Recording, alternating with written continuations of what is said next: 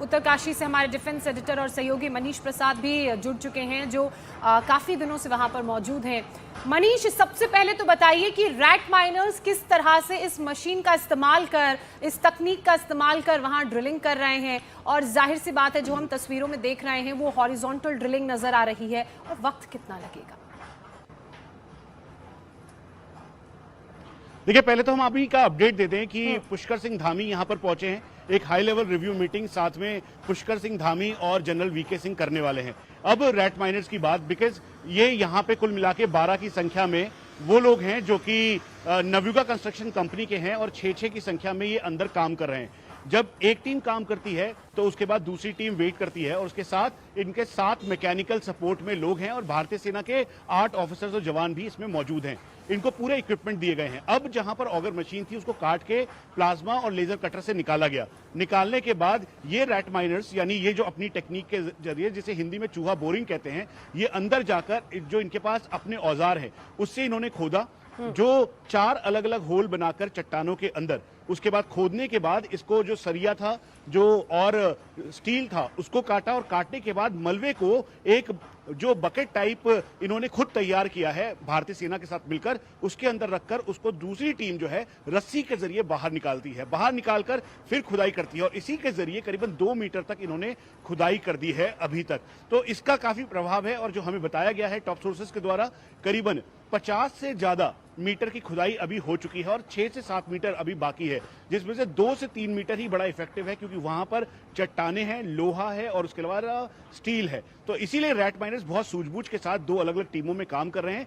करीबन 3 घंटे काम करने के बाद दूसरी टीम अंदर जाती है, फिर उसके बाद वो उसकी कटाई करती है, वो पूरा मलबा बाहर निकाला जाता है। उसी टीम के करीबन 2 लोग अंदर, मतलब मनीष, आप ये कह रहे हैं वो जो पाइप जिससे मलबा बाहर निकाला जा रहा है, पहले 2 लोग अंदर जाते हैं, संबल हथौड़े की मदद से वहां पर चट्टानों को तोड़ते हैं, उन्हें भरते हैं और फिर बाहर निकालते हैं।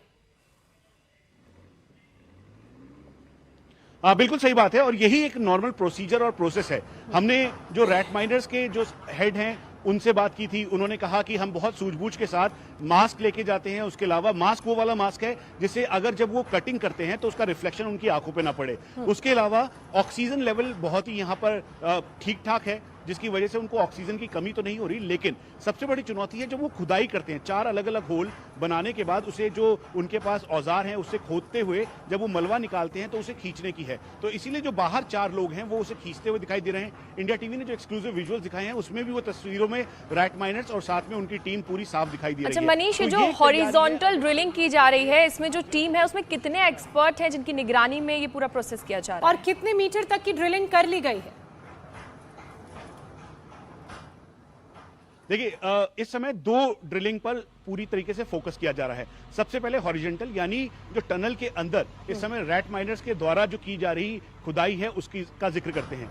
कुल मिला के 12 रैट माइनर्स, 7 मैकेनिकल टीम, जो नवयुगा कंस्ट्रक्शन है जो ये टनल तैयार कर रही थी उसके 7 मैकेनिकल ऑफिसर्स, और भारतीय सेना के 8 जवान और ऑफिसर, जिसमें मैड्रास सैपर्स के भी हैं, और एक कर्नल रैंक ऑफिसर है जिन्होंने अटल टनल तैयार की थी हिमाचल प्रदेश में, वो खुद यहां पर मौजूद है पिछले 14 दिन से।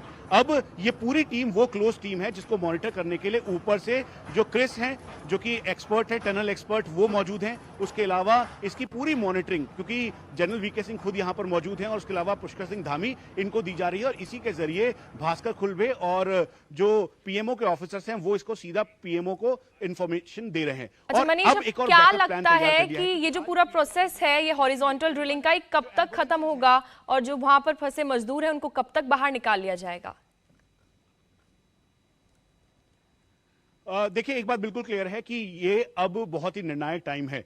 हमें जो बताया गया वो कहा गया कि अगर और कोई मुश्किलात नहीं आते और अगर इसी तरीके से ड्रिलिंग चलती रहेगी, जैसे अभी के 2 मीटर उन्होंने काटे हैं, पहले 48 पे था, फिर उसके बाद बेंट हुई पाइप, उसके बाद उसे कम किया गया और अब जाके 50 से ऊपर वो क्रॉस कर गए हैं। तो कुल मिला के 57 मीटर का ये पूरा एरिया था, जिसमें से 7 मीटर में से 5 मीटर बहुत चुनौतीपूर्ण है। तो इसी 5 मीटर को काटने की अब पूरी जद्दोजहद की जा रही है। जो हमें टॉप सोर्सेज बता रहे हैं, भारतीय सेना और साथ में कंस्ट्रक्शन कंपनी के जी, उनके जी, मुताबिक जी। अगले 10 से 12 घंटे बेहद निर्णायक हैं और उम्मीद की जा रही है कि आज खुशखबरी मिल सकती है। मनीष, और मौसम इसीलिए विभाग की तरफ से बारिश का येलो अलर्ट जारी किया गया है। मैं आपको देख पा रही हूं तस्वीरों में, लग नहीं रहा है कि अभी वहां बारिश हुई है। हम उम्मीद यही करते हैं कि मौसम भी साथ दे, कुदरत भी साथ दे और जल्दी से ड्रिलिंग का काम पूरा हो और सिलक्यारा टनल में फंसे 41 मजदूरों को सुरक्षित बाहर निकाला जाए। आपसे आगे भी अपडेट्स लेते रहेंगे। फिलहाल बहुत शुक्रिया।